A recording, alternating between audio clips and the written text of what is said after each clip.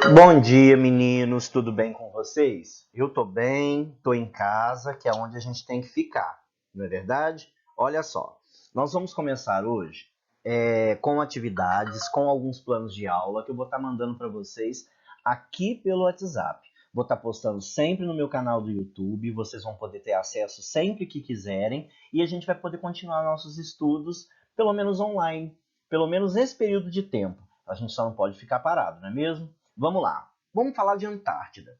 Antártida ou Antártica, qualquer um dos dois termos está correto. É um continente ou ela é só uma ilha? Na verdade, geologicamente, ela é um continente, pela sua extensão. Só que tem um porém aí. A gente vai ver um pouquinho mais a seguir que de terras ela tem muito pouco. A gente sabe que a Antártida está coberta de gelo por grandes camadas. Então, como tem como o homem circular e esse gelo, pelo menos na teoria, ele era chamado de gelo eterno, o que infelizmente não está acontecendo, ela foi considerada então pela geomorfologia como um continente.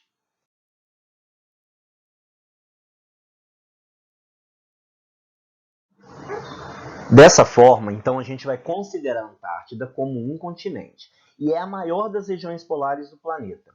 Ele pode ser visto, então, dessa forma, como o nosso sexto continente. Ela não é considerada um continente próprio para ser habitado, afinal de contas, nós temos uma temperatura extremamente baixa. A ocupação desse continente se dá através de diversas bases científicas. Existem acordos internacionais que fazem com que a Antártida não seja um território de colônia para esses países irem lá e colonizarem, até porque, dentro do termo colonização, também tem que ter intervenção na sociedade humana daquele local. E a Antártida é o único continente da Terra que nunca houve presença humana ancestral. Nós temos hoje devido às tecnologias e às pesquisas científicas que acontecem naquele lugar.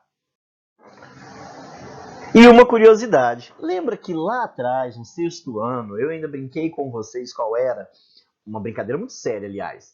Qual era o maior deserto da Terra? E a gente sempre tem essa imagem de que deserto seria quente. Na verdade, não é, como a gente já aprendeu, e a Antártida é considerado o maior deserto da Terra. Tem uma biodiversidade super interessante, não só pinguins, mas também peixes, algas, dentre outras inúmeras espécies. Mas ainda assim, ela tem a menor taxa de biodiversidade do planeta. E tem umas curiosidades. Nós vamos chamar a Antártida de imensidão de gelo. A palavra tem de origem latina, significa o oposto do Ártico, uma vez que o Círculo Polar Ártico é aquele que está ao norte do planeta, não é isso? Tem alguns territórios que são pertencentes a determinados países, mas é considerado como se fosse um núcleo de pesquisa. Alguns que são bem importantes, que têm maior domínio, são as Ilhas Bouvet, que pertencem à Noruega, as Ilhas Heard e as Ilhas McDonald, que é a Austrália, as Terras Austrais Antártica Francesa, que pertencem à França, as Ilhas Antípoda, as Ilhas Auckland, Booty, Campbell e as Ilhas Salles, que pertencem à Nova Zelândia, e as Ilhas do Príncipe Eduardo, na África do Sul. É um pertencer para pesquisa científica e gestão de quem vai pesquisar naquelas áreas. Não pertence como propriedade, não é um território, e sim é uma gestão sobre aquele local com um acordo internacional para que não fique a reveria, assim, entra quem quiser.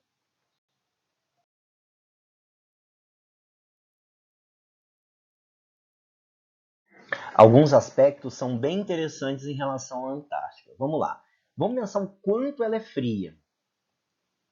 Pode chegar a temperaturas de menos 10 a menos 40 graus Celsius no litoral e menos 30 até menos 80 no interior, nas cadeias de montanhas da Antártida.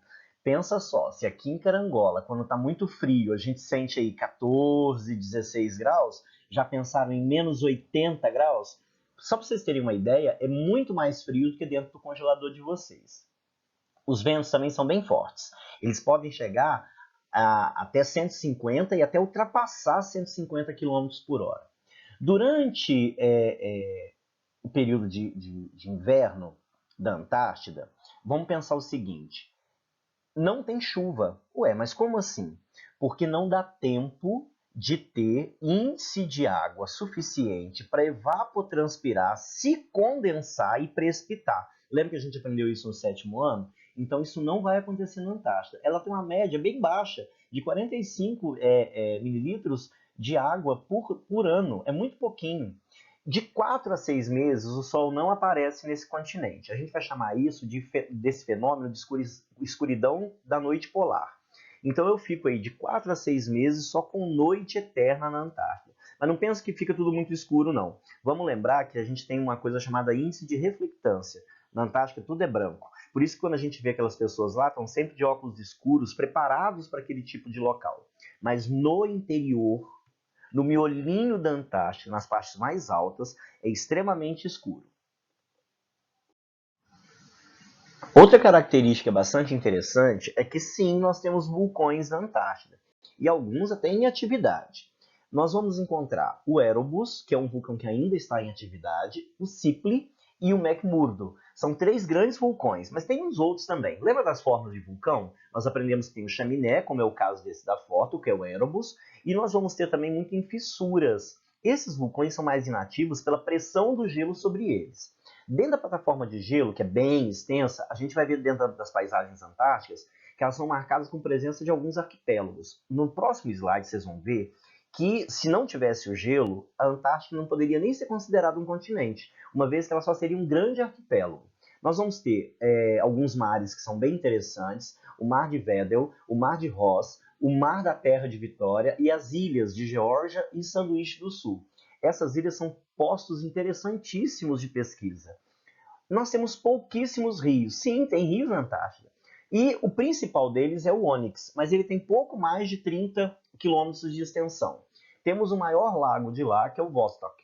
A vegetação também é bem escassa. A gente vai encontrar lá muitas herbáceas, plantas baixas, musgos, muitas algas, alguns fungos e alguns líquens. E a fauna é basicamente de aves marinhas. E as espécies de peixes, na grande maioria, são migratórias.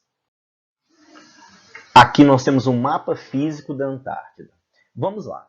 Quanto mais clarinho, são camadas de gelo indo para o azul, ok? E o que vocês estão vendo em verde, em tons de amarelo mais claro e marrom, são locais que são realmente solo, que são rochas, que é terra. Então vamos pensar o seguinte, se não existisse o gelo da Antártida, primeiro que seria uma catástrofe mundial, não é verdade? Mas se não tivesse o gelo, eu teria aí um grande arquipélago. Percebam que, na verdade, não seria nem um continente, seria um grande arquipélago. Vamos lá. Quanto mais verde, essas áreas em verde, nós vamos chamar de planícies da Antártida. Nas áreas onde está de amarelo para marrom mais clarinho, são as áreas de planalto. E as áreas marrons mais escuro, são regiões de montanhas da Antártida. E população e economia? Vamos lá. Por motivos legais, a população vai depender das condições físicas. Então, dessa forma, nunca vai ser permanente. Ela vai variar de acordo com a quantidade de cientistas que vão estar dentro dessas bases científicas de cada país. O número de moradores de lá, que são temporários, também vai variar com base nas estações do ano. Por exemplo, no inverno, a população é bem menor, porque ninguém consegue ficar lá.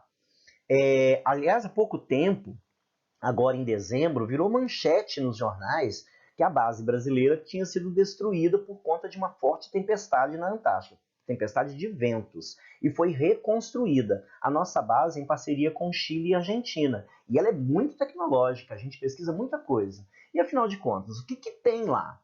Vamos lá. Os recursos naturais que tem lá, eles não podem ser explorados, mas eles podem ser pesquisados.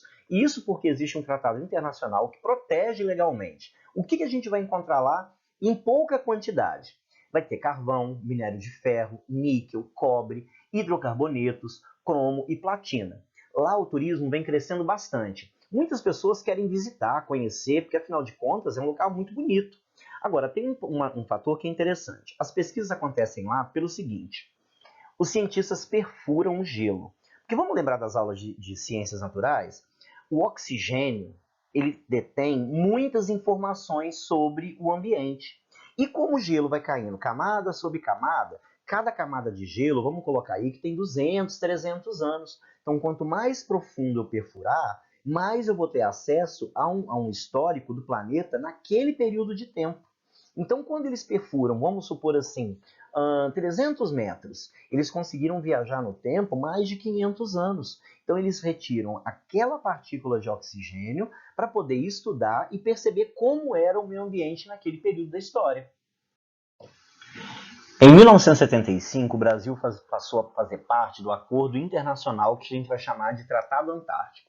E a gente conseguiu, como membro, em 1983, a ser um membro consultivo. O que isso quer dizer? A gente teve direito a voto. Em 86, a gente começou a manter uma estação permanente de pesquisas no Brasil. Tem duas bases aqui no Brasil que elas são única e exclusivamente para apoio dessa base lá na Antártida. Uma fica no Rio Grande do Sul e outra fica no Rio de Janeiro. Pra vocês terem uma noção do quanto é longe, entre a estação Comandante Ferraz, que fica lá na Antártida, e o ponto estratégico que fica no Arroio, Chuí, aqui no Rio Grande do Sul, são 3.172 quilômetros. O que a gente está fazendo lá? A gente trabalha com pesquisa meteorológica, possibilidade de futuras explorações da fauna e de minerais e o controle das águas sob jurisdição brasileira, em relação ao aumento do tráfico marinho internacional, por causa da exploração dessas terras. Então, o que isso quer dizer? O Brasil também está protegendo esse tratado internacional para que ninguém explore a Antártida. Vamos lá, tem uma timeline aqui que vocês podem perceber ano a ano o que foi acontecendo com a Antártida em relação ao Brasil, desde 1975 até o ano de 2014. O último dado, ele ainda está sendo construído, por isso que ele não está aqui. Então, desde 2014, a gente continua com a retomada de licitação publicada pela edição de 23 de janeiro de 2014, no Diário Oficial, com os custos estimados pelo Centro de Pesquisa de 145 milhões de reais por ano, só para a gente continuar lá fazendo essa pesquisa, que é de suma importância para os estudos de meteorologia, por exemplo, aqui do Brasil, e, claro, para a proteção daquele território.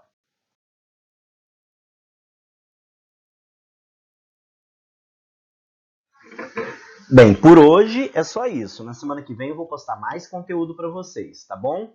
Um beijo no coração de vocês. Não se esqueçam de ficar em casa. É de suma importância que a gente faça esse momento de clausura em casa, que é para a gente poder controlar esse coronavírus, o Covid-19, tudo bem? Beijo, fiquem com Deus e amo mais Milton Santos.